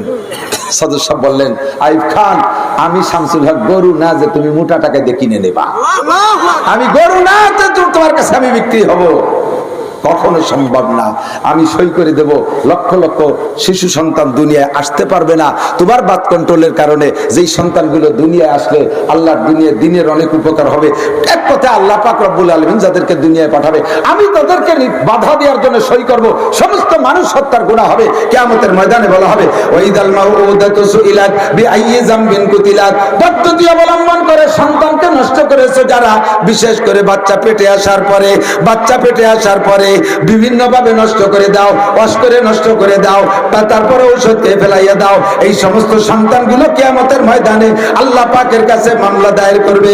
আল্লাহ আমি যদি দুনিয়ায় যাইতাম, আমি যদি মানুষের দুনিয়ায় যাইতাম, শামসুল হক ফরিদপুরের মতো লাখ লাখ মানুষকে হিদায়াত করতাম, সর্বনার পিসাবের মতো লক্ষ লক্ষ মানুষকে আমি দ্বীনের দাওয়াত দিতাম, তবলিগ জামাতের আমি মাওলানা আব্দুল আজিজ সাহেবের মতো সারা দুনিয়া আমি তবলিগের কাজ করতাম, বঙ্গবন্ধুর মতো আমি দেশকে ভালো উপকার করতাম, জিয়াউর রহমানের মতো দেশের কাজ করতাম। আমাকে আমার আব্বা মা কেন দুনিয়ায় যাইতে দেয় নাই? আমার আব্বা মার নামে তোমার কাছে মামলা, আল্লাহর কাছে তোমাকে জবাবদেহি করতে হবে। মানুষ সত্তার গুনায় গুনাহগার হইবা। সদর সাহেবকে আইয়ুব খান আমি এই কাম করতে পারবো না। সদর সাহেবকে আবার লাল লালবাগ মাদ্রাসায় পৌঁছাই দিয়া এই বাংলার জমিনে আর এক বড় হুজুরের কাছে মাত্র 1 লাখ টাকা দিয়া সই করাই নিয়ে বাদ কন্ট্রোলে জায়েজ করাই নিয়ে গেছে। এই বাংলাদেশের আর এক বড় হুজুরে দিয়া, নাম বলবো না দোস্ত, আল্লাহু আকবার। হার জামানায় দোমুখী মৌলবী থাকে, সরকারমুখী মৌলবী আর বেসরকারি মৌলবী, কথা কান ঠিক ঠিক না? আল্লাহু আকবার। আল্লাহর কাছে হায়াত চাই, লম্বা হায়াত, সুস্থতার সাথে, ইজ্জতের সাথে, প্রশস্ত হালাল রিজিকের সাথে। আমার আল্লাহর কাছে হালাল রিজিকের অভাব নাই। আসমান থেকে আল্লাহ রিজিক দেয়, অবিসামায়ে রিজকুকুম ওয়া মা তুআদুন। আসমান থেকে রিজিক আসে আর আযাব গজব আসমান থেকে আসে। আল্লাহ পাক আমাদের এই 3 নিয়ামতের সাথে লম্বা হায়াত দান করে, বলেন আমিন। ভোগ বিলাসের জন্য আল্লাহ হায়াত চাই না, ভোগ বিলাসের জন্য হায়াত চাই না, আরাম আয়েশের জন্য এদিক ভোগ বিলাসের জন্য হায়াত চাই না, আরাম আয়েশের জন্য হায়াত চাই না, বিল্ডিং বানাতে বাকি রয়েছে সেইটা পূরণের জন্য হায়াত চাই না, 5খান গাড়ি বানানোর ইচ্ছে ছিল তা বানাইতে পারি নাই, এইটা পূরণের জন্য আমি হায়াত চাই তা না। আমেরিকা সফরে যাব, যাইতে পারি নাই, ওইটা বাকি রয়েছে তার জন্য হায়াত চাই তাই না। আমি ইংল্যান্ড লন্ডন যাব, সিঙ্গাপুর যাব, যাইতে পারি নাই, এজন্য হায়াত চাই তাই না। আল্লাহ হায়াত যেটুকু পাওয়া দরকার পাওয়া হয়ে গেছে, আর একটু হায়াত চাই আমি ইবাদত করার জন্য। যে হায়াত চলে গেছে এর মধ্যে নামাজ ঠিক করে পড়ি নাই, কথা বলেন না কেন? এর মধ্যে রোজা ঠিক করে রাখি নাই, হজটা ফরজ হয়েছে করতে পারি নাই, যাকাত ফরজ হয়েছে দিতে পারি নাই, দাড়ি গজাইছে কবে তা কাইটে বেলি রাখতে পারি নাই। আমি এই দাড়ি শেষা মুখ নিয়ে আল্লাহর সামনে কিভাবে যাব? নবী পাকের সামনে কিভাবে হাউজে কাউসার পান করতে যাব? সুন্নতি পোশাকের অনুসরণ করতে পারি নাই। মাথার মধ্যে এখনো মেসি মার্কা চুল রয়েছে, নেইমার মার্কা চুল রয়েছে, ব্রাজিল আর আর্জেন্টিনা মার্কা চুল রয়েছে, শরীরের ভিতরে রয়েছে নায়ক নায়িকার পোশাক। এই অবস্থায় যদি আমি আমার মরি তাহলে আমার খবর আছে। আমি উলামায়ে কেরামের কাছ থেকে শুনেছি, তামুতুনা কামা তাহয়াউন ওয়া তুহশারুনা কামা তামুতুন। যেমন হবে তোমার জীবন যাপন, যুবক আমার দিক টাকা, যেমন হবে তোমার জীবন যাপন, মরণ হবে তোমার তেমন, আর মরণ হবে তোমার যেমন, হাসরও হবে তোমার তেমন। দাড়ি নিয়ে জীবন যাপন, দাড়ি নিয়ে মরবা। পুরুষ হইলে দাড়ি নিয়ে জীবন যাপন, দাড়ি নিয়ে মরবা। কিয়ামতের ময়দানে আল্লাহ পাক রব্বুল আলামিন মুমিন মুসলমানের মুখে যদি দাড়ি থাকে, আমার বিশ্বাস আল্লাহ তারে জাহান্নামে দেবে না। একটা লোক হাদিসের মধ্যে আছে পরিষ্কার, একটা লোক মানুষকে তো ডেকে ডেকে আল্লাহ তাআলা জিজ্ঞেস করতেছে আমল নামা। একটা লোকরে ডাকছে, ডাইকে ওর আমল নামা খুলেও আর ফেরেশতারাও জানে, আল্লাহও জানে, দেখে যে কিচ্ছু নাই, তারপরে ওরে যে ভরাচ্ছে যে আমি যদি দৈরি ওরে দোজকে দেই তাহলে ও আবার অভিযোগ থাকতে পারে যে আমি এত ভালো মানুষ ছিলাম, যদিও জীবনে করে দিন নামাজ পড়িনি, হয়তো জেনা একটু বেশি করছি, মদ গাঁজা খাইছি, তবুও ভালো মানুষ ছিলাম, হয়তো টোন মনে একটু মারছি, জুলুম অত্যাচার করছি, তবুও ভালো মানুষ ছিলাম, আমার দড়ি এভাবে বেসতে দোজকে দিল, আল্লাহ এইরকম জুলুম করলো। এই জন্য ওর দোষ খাতা ভালো করে বুঝাই দেওয়া দরকার। বুঝাই দেওয়ার জন্য ওর ইকরা কিতাবাকা তোর আমল নামা তো ভরিয়ে দেখ, ওরে ভর্তি করলি, ওর এবার কাকা বিয়ে গেছে, আল্লাহ ও ভরিয়ে লাভ নাই, ওর মধ্যে কিচ্ছু নাই। বেসতে জাতি নেকি লাগে, দোজকে জাতি গুনাহ লাগে, তো গুনায় সব ভরা, নেকি তো একটা নেই, যা দোজকে যা, দেশে আটা। এর মধ্যে নবী পাক সাল্লাল্লাহু আলাইহি ওয়াসাল্লাম উম্মতকে সুপারিশ করে করে জান্নাতে দিচ্ছেন। এই লোকটারে ডাইরেক্ট জাহান্নামের হুকুম দিলেন নবী আলাইহিস সালাতু ওয়াসসালাম আল্লাহ পাকের বাম পাশে বইসা। মনটা খুব খারাপ, যেই লোকটারে বললে আর একটু দেরি করা লাগলো না, দৌড়িয়ে নিয়ে যাচ্ছে ফেরেশতারা। হঠাৎ করে চেহারার দিক তাকায়, দেখে মুখে সুন্দর দাড়ি। এই লোক নামাজ নাই, রোজা নাই, হজ নাই, যাকাত নাই, ফরজ নাই, ওয়াজিব নাই, সুন্নত নাই, মুস্তাহাব নাই, কোন তার খবর নাই, যত আকাম কুকাম সব করছে। লাস্টে দুর্গা পূজায় যে হিন্দু বাড়িতে শুয়োরের গোশত না ঢুকাই গিয়েছে, এরপর হয়েছে তার মরণ। তিনি এরে কি দিয়ে বাঁচানো যায়? এ কি দাড়ি রাখছে, এ কি সুন্নতের মহব্বতে দাড়ি রাখছে? সবকিছুর সাথে সাথে আন্তর্জাতিক খ্যাতি সম্পন্ন কিরপিন, দাড়ি কাটতে পয়সা লাগে, সেই বাড়িতে কাটিনি রয়ে গেছে। নবী পাক বলতেছে, আল্লাহ তোমার ফেরেশতাকে একটু ঠেকাও। আল্লাহ কইছে, এই ফেরেশতারা দাঁড়া। ফেরেশতারা দাঁড়ানোর পরে বলতেছে, আল্লাহ বান্দা তোমার অন্যায় করছে, তোমার দোজকে দিবা, আমি তো ঠেকাতে পারবো না, আমার এখানে আর কোনো অধিকার নাই। তবে আল্লাহ আমার সুন্নাত তোমার বান্দার সাথে জাহান্নামের আগুনের ভিতরে একসাথে জ্বলবে, এটা কিন্তু আমি সহ্য করতে পারবো না।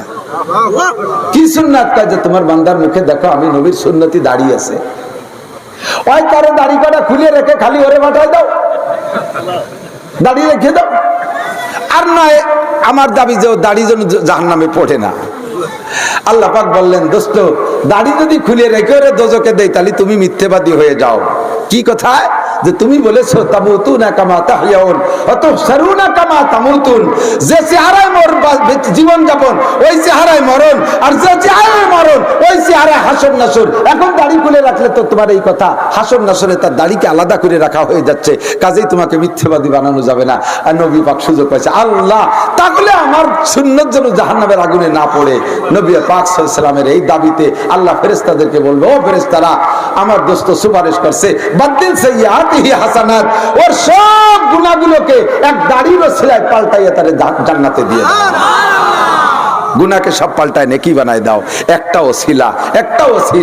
ও মুসলমান, তোমার সুন্নতের ভিতরে পরিবর্তন করো, তোমার আমলের মধ্যে পরিবর্তন করো, সুন্নতের পর পাবন্দি করো, তাহলে তোমার এই নিয়েতেই আমি একটু হায়াত চাই। আল্লাহ আমি যেন দাড়ি নিয়ে মরতে পারি, আল্লাহ আমার জন্য সুন্নতি দাড়ি নিয়ে মরার তৌফিক দান করে, বলেন আমিন।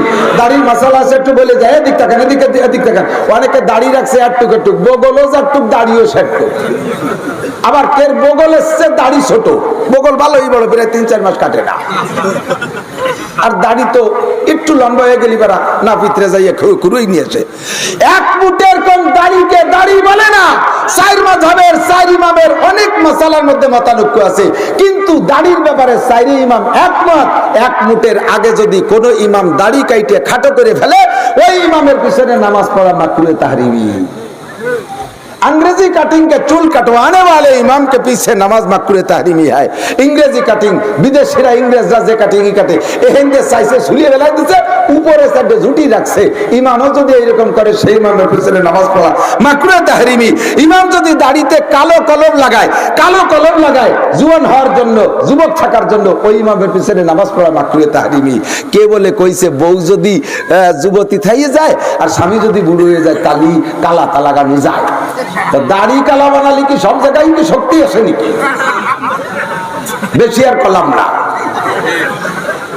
ওই মাঝে মাঝে তো কই যে সে গল্প মনে আছে নাকি, এক বুড়ি কুজো হয়ে গেছে, মাথায় কালি মাখাচ্ছে জুয়ানোর জন্য, ইয়া সাজার জন্য। শেখ সাদির সামনে পড়ে গেছে, তো শেখ সাদি বুড়িরে বলতেছে, এক বুড়ি বসি রং ঘষি ঘষি কালো করছিল কেশ, কহিলাম গো বুড়ি মা তোমার বুদ্ধি তো আছে বেশ, পাকা চুল কালো হইবে হয়তো কালো রং মাখাইলে, কুজো পিঠ তব হবে না কো সোজা হাজারো মালিশ দিলে। ইয়াং হওয়ার জন্য খালি চুল কালো হলে হবে না, তো মাজাও তো সোজা হওয়া লাগবে। তো চুল না কালি মাখায় কালা বানাবি, মাজা সোজার মানে কোন মলম দিয়ে? চুল কটা দাড়ি কটা কালা বানাইলে বিতর্কত যে দুর্বলতা, তা কোন হারবাল খালি ছাড়বে? খালি ভাজলামে বাদ দাও। শরীয়তের বাহিরে কোনো মাসালা নিজে আবিষ্কার করলে তার ঈমান নষ্ট হয়ে যাবে। কথা বলেন ঠিক না? আল্লাহু আকবার। একটু হায়াত চাই আল্লাহর কাছে, সবাই বলেন আল্লাহ আমাদেরকে হায়াত দাও। ওমাল হায়াতুদ দুনিয়া ইল্লা কলিল, এই দুনিয়ার জিন্দেগি অতি সামান্য। ওয়া ইন্নাদ দারাল আখিরাতা লাহিয়াল হায়াওয়ান, আখিরাতের জিন্দেগি হলো আসল হায়াত। আমার বাবারা বলেন আখিরাতের জিন্দেগি আসল হায়াত। এই দুনিয়ার অল্প একটু হায়াতের মধ্যে ইনকাম করে যাব, খরচ করব আখিরাতে। আরে দুনিয়ায় সামান্য কয় মাস চাকরি করি, ঘরে বসে খরচ করি, ইরির খাতে কাজটা পরিশ্রম করি অল্প কয়দিন, সারা বছর ঘরে বসে ইরি খাই। পেঁয়াজের খাতে পরিশ্রম করে কয়দিন, সারা বছর পেঁয়াজ বেচে টাকা ঘরে বসে খাই। এমন করে ইনকাম করি অল্প সময়, ব্যবহার করি লম্বা সময়। দুনিয়ার অল্প একটু সময় আমি ইবাদত করে নেকি কামাই করে যাব, এই যে ব্যবহার করবো অনাদি অনন্তকালের মধ্যে। কথা বলেন ঠিক ঠিক না?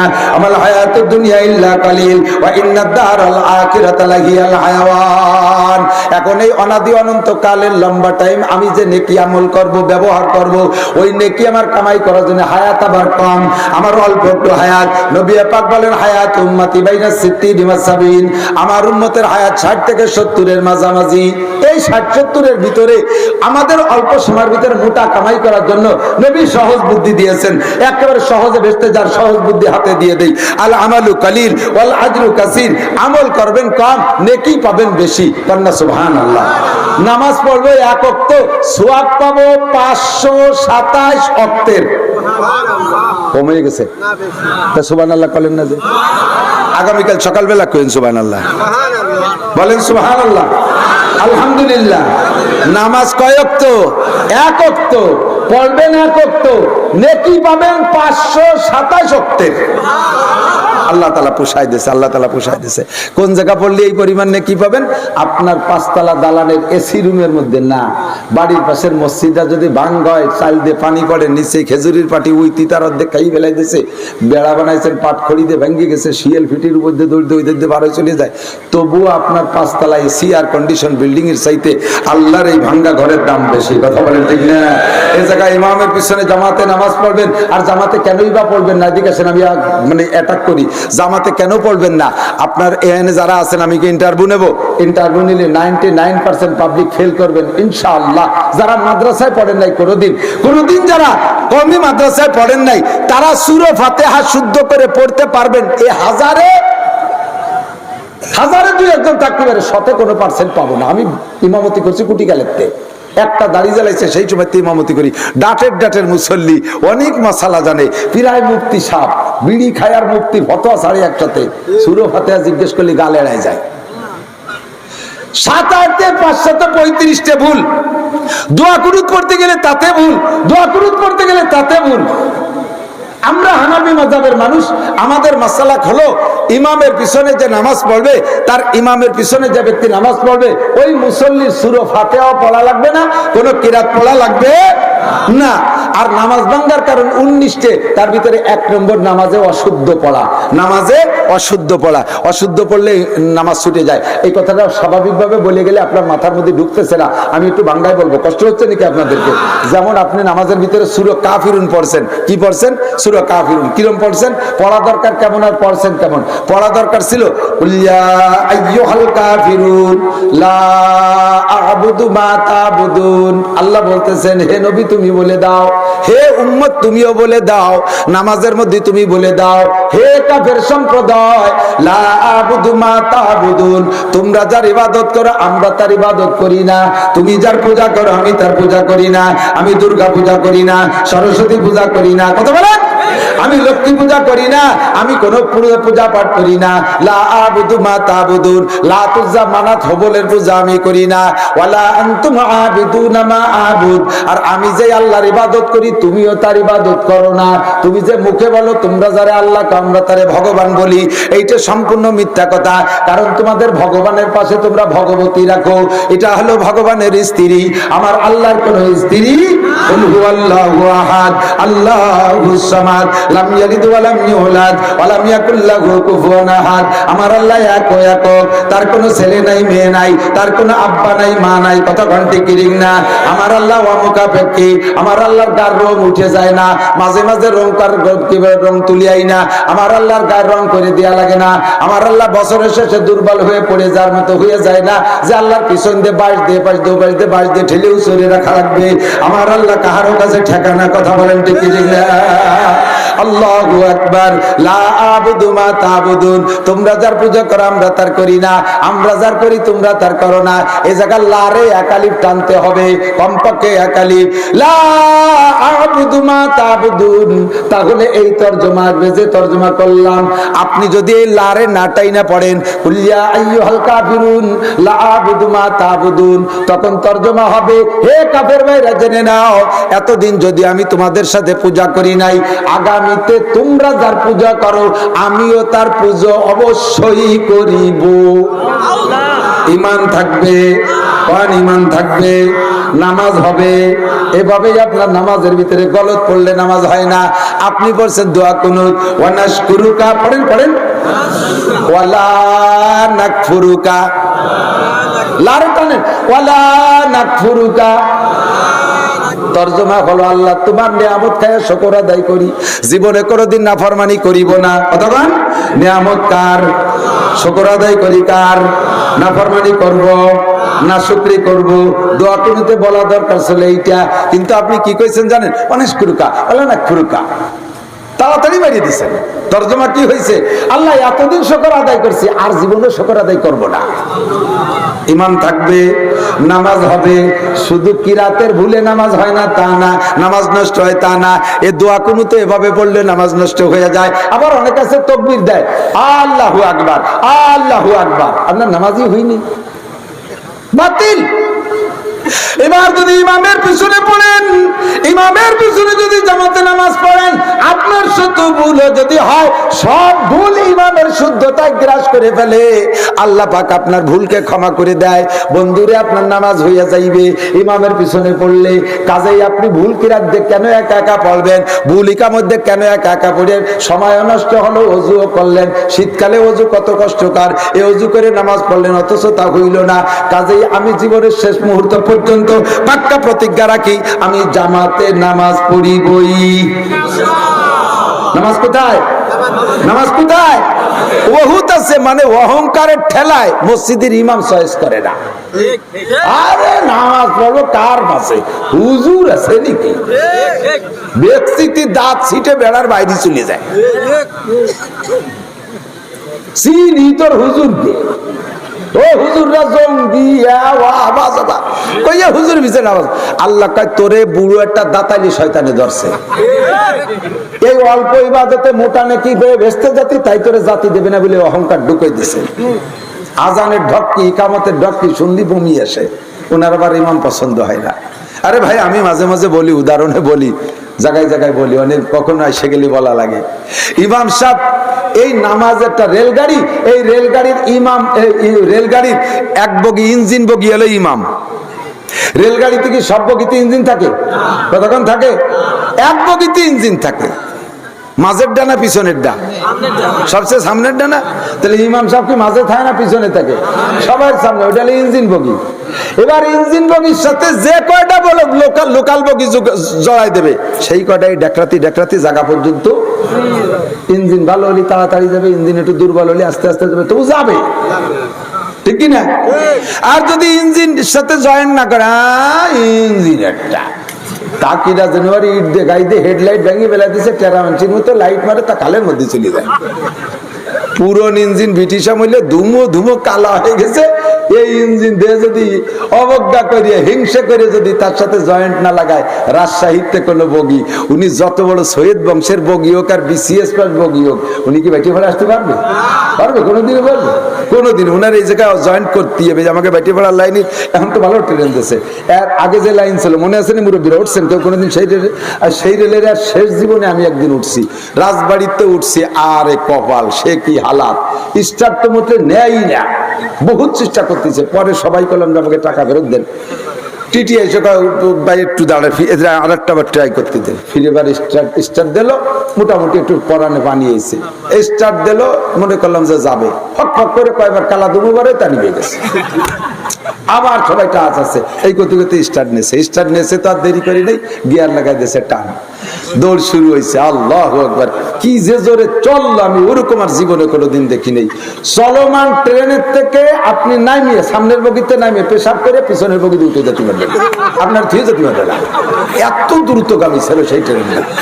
পিছনের আখের বগি জোড়াই দিচ্ছে, পোলাপান চলমান অবস্থায় আটটা নিটে খেয়ে ফেলে দিচ্ছে।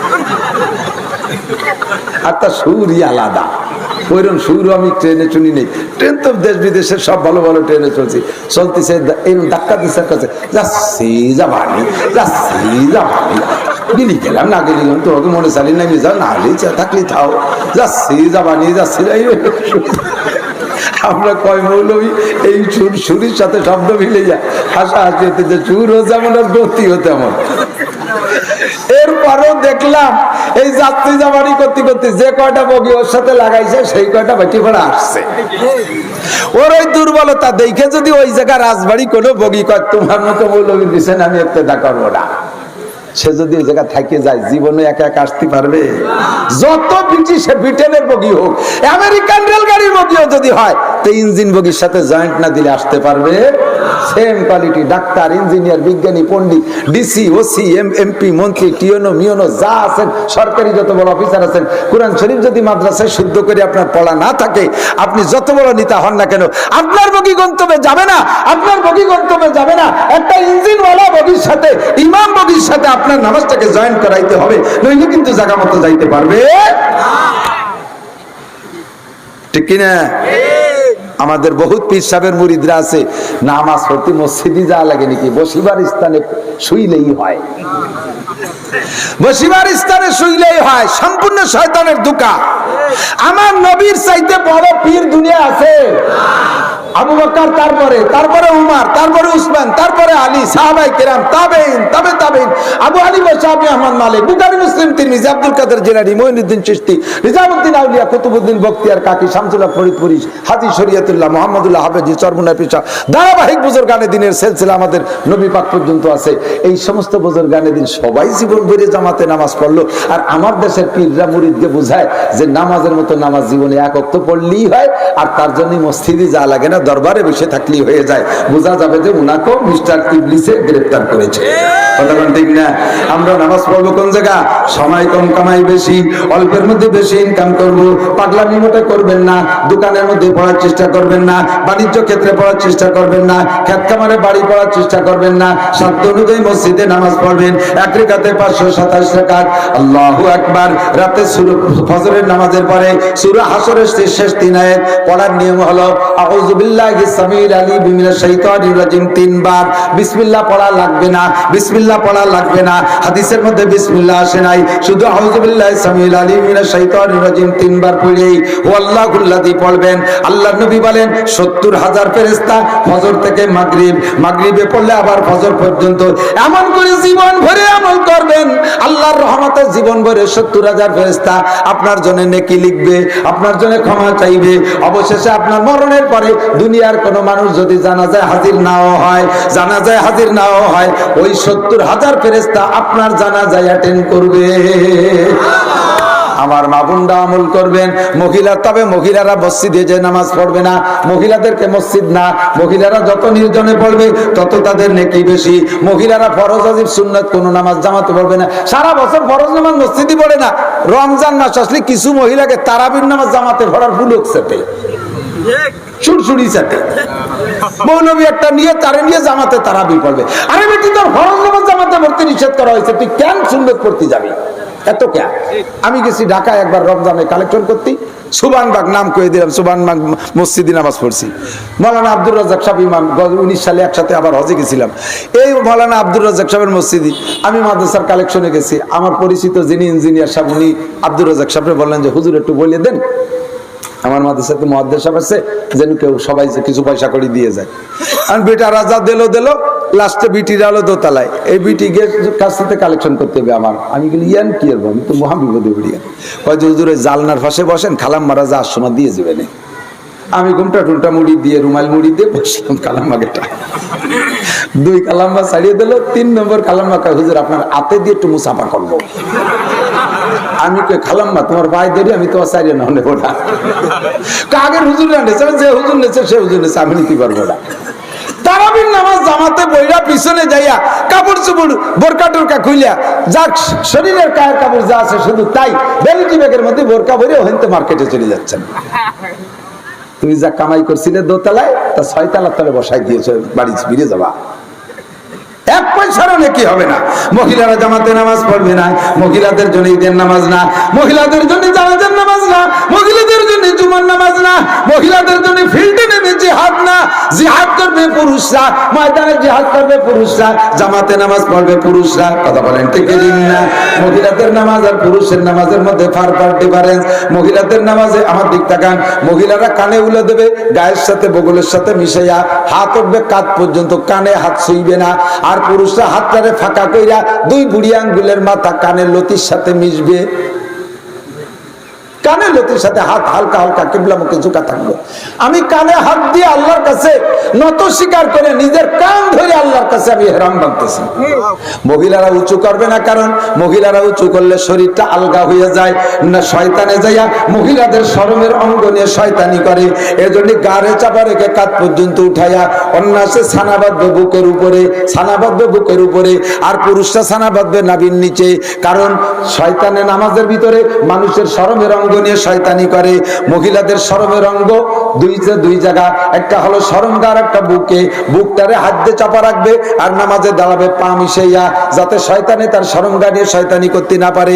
পুরুষের তো বুকে কোনো শরম নাই, কাজেই পুরুষের বুকে ছানা বাঁধবে না, পুরুষে ছানা বাঁধবে নাভির নিচে। হাতটা এমন করে ধরে নরমালি ছেড়ে দেবেন, একেবারে স্বাভাবিক ছেড়ে দেবেন, একটু ভাঁজ রাখবেন না, একেবারে ছেড়ে দেবেন, দেখবেন যে নাভির নিচে চলে গেছে। কোনো এরকম ভাস্কুলা রাখবেন না, হাতে কোনো ওজন রাখবেন না, এক দিন সে ছাড়িয়ে দেবেন হাতে কবজি ধরে, দেখবেন যে নাভির নিচে গেছে।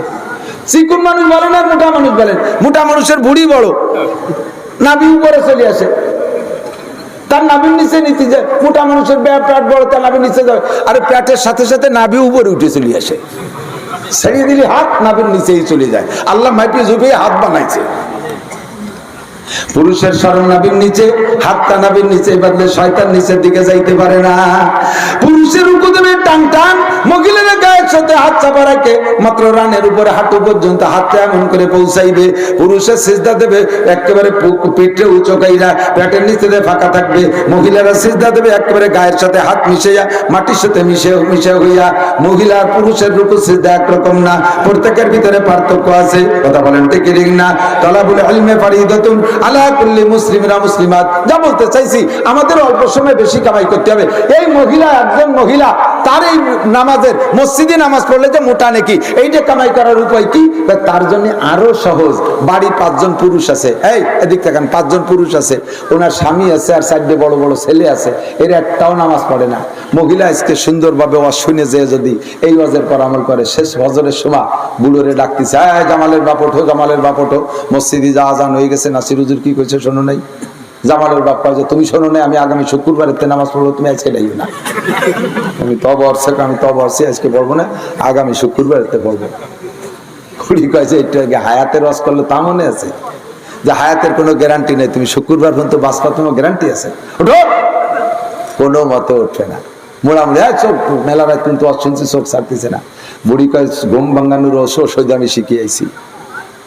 হযরত আয়েশা বলেন, আমি যখন রাতের বেলা ঘুমাই থাকতাম, হুজুর শেষ রাত্রে উঠতেন, তাহাজ্জুদ পড়তেন, আমার ডাকতেন, আমি উঠতে চাইতাম না। 2 ফোঁটা পানি হুজুর আমার চোখেরকে নিতে দিতেন, চোখের ভিতর অনায়াসে পানি চলে যেত, চোখের কষ কেটে যেত, আমার চোখ খুলে যেত, ঘুমেতে পেটে তাহাজ্জুদ পড়তাম। এই অশিয়ে দিছি। মহিলা কয় যে হুজুরের কাছে পানি কম ছিল, 2 ফোঁটা দিছে, আমার কাছে কি পানি কম? বদনা নিয়ে নাই, মই ডেলি দিছি, উঠতে উঠলো আর যাই বাইরে উঠে কয় যাও তাড়াতাড়ি অজু বানাই টানাই সুন্দর করিয়া কাপড় চোপড় পরায় মসজিদে মুসল্লি বানায় পাঠাই দিয়ে এবার ছেলেকে ডাকতেছে, জামাল ওঠ, কামাল ওঠ, লালটু ওঠ, বল্টু ওঠ, সবাই ওঠ মসজিদে। ছেলেরা কয় মা আমাকে কি নামাজের বয়স হয়েছে? আব্বা সাবালে গেল আজ, আমার বয়স 27-28, নামাজের বয়স। শয়তান ওঠ, হুজুরের কাছে চলে আসছি, তো 14 বছর বয়সে সাবালে গেছিস, ওর তাড়াতাড়ি ওঠ। ঠেলে ঠুলে 5-6 ছেলেরে উঠাইয়া অজু বানাইয়া মুসল্লি বানায় মসজিদের দিক পাঠাই দিছে, বুড়োরে দিয়ে বাপ বেটা 5 জন। মহিলা ঘরের মধ্যে নামাজ পড়ে, আল্লাহর কাছে কান্দে, আল্লাহ আমি বিটি মানুষ বলে মসজিদে যেতে পারলাম না, নাসির হুজুর খুব কড়াভাবে আমার ঠেকাই ফেলালো, নাই তো আমি মসজিদে যাইতাম। আল্লাহ কয় তুমি মসজিদে যে নামাজ পড়লে যে পরিমাণ নেকি পাইতে তা তো তোমারে দিলাম, আর ওই 5টা দামলারে মুসল্লি বানায় পাঠাইতেছো না, ওই 5টা নামাজ পড়ে যত নেকি পাবে তাও তোমারে দেওয়া হবে, তাদের নেকি কম হবে না। কন্যা সুবহানাল্লাহ। সময় কম, যে কোনো ভাবে আতেবিতি কামাইরে নিতে হবে না, এই একটা পদ্ধতি সহজে মহিলাকে ইনকামের সহজ পথ। মহিলাদের ইনকাম করা খুবই সহজ। স্বামীর গায়ে একটু বাতাস দেওয়ার সাথে সাথে তাল পাখাইতে বাতাস দেবে, পাখাটা এই পাশে তো ওই পাশে নেবে, ওই ধারে এই ধারে আনতি না আনতি তার আমল নামায় 7 ভরি স্বর্ণ দান করার সব লেখা হবে। রাতের বেলা আপনি শুইছেন, মাথা ব্যথা করতেছেন, কেমন কেমন করতেছেন, স্ত্রী টের পেয়ে যদি চুলির মধ্যে আঙ্গুল ভরিয়ে দিয়ে মৃদু মৃদু চাপ দেয়, জোরে আবার ব্যথা দিয়ে চাপ না, যে দিনের বেলা আমার চুল কয়টা নিয়ে উঠে গেলাইছিস, সে সময় হাতের মাথায় লাগল পাইনি, শোধ দেবো এখন, এই নিয়েতে না, মোহাব্বতের সাথে খেদমতের নিয়েতে চুলির মধ্যে আঙ্গুল ভরে দিয়ে চাপ দিলে প্রত্যেক চিবিতে চিবিতে তার আমল নামায় 7 ভরি স্বর্ণ দান করার সব লেখা। স্বামীরে জুতো জোড়া সোজা করে দিলে 7 তোলা স্বর্ণ দান করার সব, স্বামীর জামাটা ধরে দিলে 7 ভরি স্বর্ণ দান করার সব, স্বামীর ভাত কড়া মাখায় দিলে 7 ভরি স্বর্ণ দান করার সব, একটা লুকমা মোহাব্বতের সাথে গালে উঠে দিলে 7 ভরি স্বর্ণ দান করার সব। মহিলাদের ইনকাম একেবারে সহজ। মহিলারা দুনিয়া কামাই করাও যেমন সহজ, আখেরাত কামাই করাও সহজ। কথা বলেন, আখেরাত কামাই করাও যেমন সহজ, মহিলাদের দুনিয়া কামাই করাও সহজ। 2 ভাই একসাথে ঢাকায়, 2 ভাই বোন চাকরি গেছে, চাকরি হতে গেছে ঢাকা, ভাইটা মাছ বেড়ে ঘুরিয়ে গেলে যে কয়টা আনেছিল তা খরচ করে খালি হাতে বাড়ি চলে গেছে, বোনটা যাওয়ার সাথে সাথে তার 2 দূরে চাকরি, দিনই একটা রাত্রি একটা। মহিলাদের দুনিয়া কামাই করাও সহজ, আখেরাত কামাই করাও সহজ। অতি সহজে বাচ্চারা দুধ খাবে, বিসমিল্লাহকে মুখ দেবে, ইসলামের সাথে দুধ খাওয়া শেষ হলে আলহামদুলিল্লাহ বলবে। যত ফুটা দুধ বাচ্চারে খাবে প্রত্যেক ফুটায় ফুটায় এক একটা নেকি তার আমলনামায় লেখা হয়ে যাবে। মহিলা বাচ্চা গর্ভধারণ করছে যে রাত্রে বা যে দিনে, সেই দিন থেকে নিয়ে বাচ্চা ডেলিভারি পর্যন্ত, তারপরে 2.5 বছর দুধ খাবে, এর ভিতরে যদি কোনো ইমানদার মহিলা মারা যায় আল্লাহ তাআলা তাকে সুমাইয়া রাদিয়াল্লাহু তাআলা আনহার সাথে শহীদি দরজায় জান্নাতি করে দেবে। শর্ত হলো দুধ যা খাওয়ানোর ভিতরে শরীয়তের পথ অবলম্বন করবা পদ্ধতিতে। তুমি স্তন খুলে দিয়ে শ্বশুরের সামনে, ভাইয়ের সামনে, বাপের সামনে, মানুষের সামনে ঘুরে ঘুরে দুধ খাওয়াচ্ছ, তাতে তোমার নেকি তো দূরের কথা, ফাঁসাই তুলে বাড়ি হবে সময় মতো, খালি মরিয়ে দেখ। খালি দুধ খাওয়ানোর সময় বাচ্চাকে ঘিরে ঘিরে পর্দার সাথে দুধ খাওয়াইতে হবে। আর নবজাতক বাচ্চা বিসমিল্লাহ কইতে পারে না, মা তোমার মুখে বিসমিল্লাহ বলবা, খাওয়া শেষ হয়ে গেলে তোমার মুখে আলহামদুলিল্লাহ বলবা। যা খাওয়াইছে সম্পূর্ণ ইবাদতে পরিণত হবে। সময় কম, কামাই বেশি, অল্পের মধ্যে কামাই করে নিতে হবে। রাজি আছেন না ইনশাআল্লাহ? এক একটা সুন্নতের বিনিময়ে আপনাকে 100 শহীদের সওয়াব দেওয়া হবে। 100 শহীদের সওয়াব। টুপি ছাড়া কেউ নামাজ পড়বেন না। মসজিদে গেলে কয় টুপি কি নামাজের অঙ্গ নাকি? নামাজের 13 ফরজ, 14টা ওয়াজিব, 28টা সুন্নাতের মধ্যে তো টুপি নাই। আরে টুপি খালি নামাজের না, টুপি হলো মুসলমানদের ইউনিফর্ম, সবসময় ব্যবহার করার পোশাক। এখন আপনারা কর্মজীবী বিভিন্ন কাজ কামে থাকেন বিধায় টুপি ব্যবহার করেন না। কমপক্ষে নামাজের সময় ব্যবহার করা যাবে না ইনশাআল্লাহ? নামাজের সময় ব্যবহার করা যাবে। সহজে একটা তাহাজ্জুদের আমল শিখিয়ে দিচ্ছি। সহজে তাহাজ্জুদের আমল। কিয়ামতে আল্লাহ তাআলা রেগুলার তাহাজ্জুদ পড়নেওয়ালাদেরকে শহীদি দরজায় বিশাল মর্যাদা দিয়ে জান্নাতে দিয়ে দেবেন। কারণ শেষ রাত্রে উঠে তাহাজ্জুদ পড়া ময়দানে যাইয়া জিহাদ করার চাইতে একটুও কম না। ময়দানে যখন জজবা এসে যায় যুদ্ধ করার, তখন মরার ভয় থাকে না। ওই দেখেন গাজার মুসলমানদেরকে খালি মরতেছে, মরার মধ্যে সাপ। গতকালকে দেখলাম এক ভদ্রলোক কার্টন বইয়ে চকলেট বিতরণ করতেছে, মিষ্টি। তারা জিজ্ঞেস করছে সাংবাদিকরা, তুমি কিসের মিষ্টি বিতরণ করো? কাজে আমি খুশির মিষ্টি বিতরণ করতেছি। আমার ফ্যামিলির মাত্র একটা ছেলে আছে, আর সব শহীদ হয়ে গেছে। কিয়ামতে আমি এতগুলো শহীদের গার্জিয়ান হিসেবে উঠতে পারবো, এই খুশিতে আমি মিষ্টি বিতরণ করতেছি। আমি নিজে নিজে আফসোস করি, সবাই শহীদ হল, আমি কি অন্যায় করছি যে আমি শহীদ হলাম না? সবাই শহীদ হল, আমি কি অন্যায় করছি যে আমি শহীদ হলাম না? তাহলে শহীদ হওয়ার যুদ্ধ যখন লেগে যায় তখন মরণকে ভয় লাগে না, একটা আনন্দ লাগে। কিন্তু কঠিন ঘুমের সময় শেষ রাত্রি গায়ের থেকে কম্বল ছড়াইয়া শীতের রাত্রে উঠে চোখ খুলে যায় অজু গোসল করে তাহাজ্জুদ পড়া, এটা বিশাল কঠিন ব্যাপার। এই জন্য কিয়ামতে শহীদদের সাথে রেগুলার তাহাজ্জুদ পড়নেওয়ালাদেরকে আল্লাহ জান্নাতে দিয়ে দেবেন। এখন সেই তাহাজ্জুদ তো আমরা শেষ রাত্রি রেগুলার পড়তে পারি না, উঠতে সবাই পারি না। সহজ তাহাজ্জুদের ব্যবস্থা, ঈশার ফরজ 4 রাকাত, 2 রাকাত সুন্নাত। এই 6 রাকাতের পরে বেতের পড়ার আগে পারলে 12 রাকাত, না পারলে 10 রাকাত, না পারলে 8 রাকাত, না হয় 6 রাকাত, না পারলে 4 রাকাত, সর্বনিম্ন 2 রাকাতও যদি আপনি পড়েন রেগুলার 2 রাকাত, এরপরে বেতের পরে শুয়ে থাকবেন। নিয়ে এই 2 রাকাত হবে তাহাজ্জুদের নিয়ত থাকবে। শেষ রাত্রি উঠতে পারলে আবারও তাহাজ্জুদ পড়বো। কোনোদিনও যদি উঠতে না পারেন আর এইভাবেই তাহাজ্জুদ পড়েন, তাতেই আপনি পূর্ণ তাহাজ্জুদের ফজিলত নিয়ে বিনা হিসাবে জান্নাতে চলে যেতে পারবেন। সময় কম, কামাই বেশি, অল্পের মধ্যে একটু কামাই। অজু করবেন কিভাবে? একটা মেশক বানানো যাবে না? মেশক বলবেন যে হুজুর মেশাক এত গাছ পাবো কোন জায়গায়? আমরা বিরাস কিনে নিছি, একটা মেশাক বানান পকেটে, মুসলমানের হাতিয়ার মেশাক আর তসবিহ। মেশাক করে অজুতে মেশাক করে যদি অজু বানায় নামাজ পড়েন, 1 ওয়াক্তের বিনিময়ে 70 ওয়াক্ত নামাজের সওয়াব। সবচাইতে বড় ফায়দা যেটা, অজু করে মেশাক করে অজু বানায় যারা নামাজ পড়ে, তাদের মরণের সময় কলেমা নসিব হবেই হবে। মরণের সময় কলেমা নসিব হবেই হবে।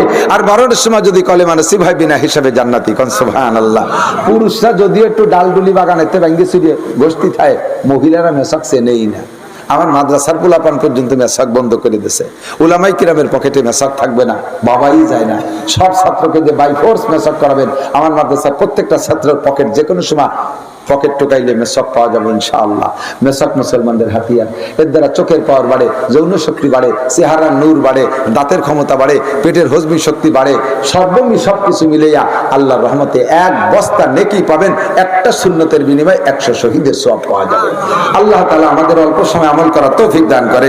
আল্লাহ পাক বলেন, মান আমিলা সালিহাম মিন যাকারিন আও উনসা, নারী আর পুরুষ যারা নেক আমল করবে, ওয়া হুয়া মুমিনুন, ঈমানের সাথে নেক আমল। আল্লাহ বলেন, ফালানুহিয়ান্নাহু হায়াতান তাইয়্যিবা। ঈমানের সাথে যদি নেক আমল করো, আমি আল্লাহ তাআলা তোমাকে দুনিয়ায় সুন্দর সুখময় জীবন ব্যবস্থা দেব। ওয়ালা নাজজিয়ান্নাহুম আজরাহুম বিআহসানি মা কানু ইয়ামালুন। আর যে পরিমাণ নেকি আমল করবা তার চাইতে তোমারে বেশি নেকি দেওয়া হবে।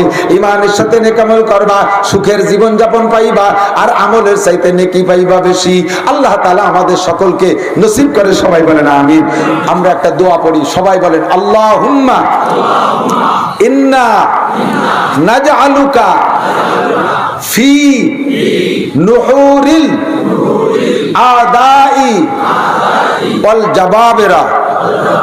আল্লাহুম্মা ইন্না নাজআলুকা ফি নুহুরিহিম ওয়া নাউযু বিকা মিন শুরুরিহিম ইয়া হাইয়্যু ইয়া কাইয়্যুম বিরহমাতিকা নাস্তাগীস। ইসরায়েলীদের জন্য বদদোয়া করছেন, ইহুদিদের নাসারাদের জন্য বদদোয়া। ইসরায়েলিরা ইহুদি আর আমেরিকানরা নাসারা। নাসারা হলো খ্রিস্টান, ইহুদিরা কিন্তু খ্রিস্টান না। এরা মুসা আলাইহিস সালামের উম্মতের দাবিদার। এক নম্বর বদমাশ, বিশ্বের শ্রেষ্ঠ বদমাশ। নবী পাক বলেন আল্লাহ আমারে আর 1 বছর হায়াত দিলি, আমি আরব দ্বীপের থেকে ইহুদ নাসারা সবগুলোকে বিতাড়িত করব। নবী সেই বছরের আগে ইন্তেকাল করছেন। হযরত ওমর ইবনে খাত্তাব সেই আমল করেছিলেন, পুরো জজিরাতুল আরবকে ইহুদ নাসারা মুক্ত করেছিলেন। পরবর্তীতে আস্তে আস্তে কালক্রমে একটু একটু করে ঢুকছে। সবচাইতে বেশি শয়তানি করছে ব্রিটিশ আইসা। এই উপমহাদেশের ভিতরে ব্রিটিশ যখন শাসন করছে, এই ইহুদির গোষ্ঠী জিরা যেখানে ছিল সব খুঁটিয়ে খুঁড়িয়ে এই দেশে নিয়ে আসছে। আবার ব্রিটিশ যখন বিতাড়িত হয় তখন কি কয়, এটা নাম কি, হিটলার ইহুদি মারছে পাইকারি দরে।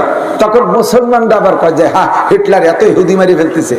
তখন হিটলার কয় ঠিক আছে, তোমরা আমারে নিন্দা করলে যে আমি ইহুদি মারলাম কেন, এই ইহুদি যে কি চিজ এ বুঝানোর জন্য অল্প কাটা ইহুদি তোমাকে বাড়ি ধুয়ে গেলাম। সেই অল্প কাটা ইহুদিও এখানে রেখে গেছে, তাদের জ্বালায় সারা দুনিয়াটা জ্বলতে চালে আছে। এখন মধ্যপ্রাচ্যের মুসলমানদের ঘুম হারাম করে দিয়েছে ওই অল্প কাটা ইহুদি। গোটা বিশ্ব জ্বলায় মাত্র 1.5 কোটি, মাত্র 1.5 কোটি, সর্বোচ্চ 1.5 কোটি, 150 না 1.5 কোটি, মুসলমান 250 কোটি, ওরা মাত্র 1.5 কোটি। তার ভিতরে ইসরায়েলে থাকে 80 লক্ষ। এই 80 লক্ষ মানুষ এত বড় উশৃঙ্খল, দেখেন সারাটা দুনিয়াকে আগুন লাগাই দিয়েছে, সারা দুনিয়া আগুন লাগাই দিয়েছে। তাদের জন্য এখন আর দোয়া করার দরকার নেই, বদদোয়া। আল্লাহ তাআলা তাদেরকে ধ্বংস করে দিক, বলেন আমিন। আল্লাহ ইহুদিদেরকে যারা সাহায্য করতে আসতেছে ভূমধ্য সাগর দিয়ে, ওদের জাহাজটা ফিরাউনের মতো নীল দরিয়া যেমন ডুবাইছো, এই ইহুদির নাসারার গোষ্ঠীকে সাগরের মধ্যে এরকম ডুবাই দাও। প্রত্যেকে নামাজের পরে যে দোয়া করেন, দোয়ার ভিতরে দোয়া করা যাবে না? ইনশাআল্লাহ লক্ষণ ভালো, ইনশাআল্লাহ যুদ্ধের লক্ষণ ভালো। আরে উপদ্যে মারতেছে, উপদ্যে মারার নাম দেশ দখল করা না। উপদ্যে ডেলা মারি ওই দেশ চলে গেল, কি হবে? ওতে কি হবে? পতাকা গাড়তি না পারা পর্যন্ত দেশ দখল করা কয় না। আর পতাকা গাড়তি হলে পদাতিক বাহিনী আসতে হবে, মাঠে আইটি আসতে হবে।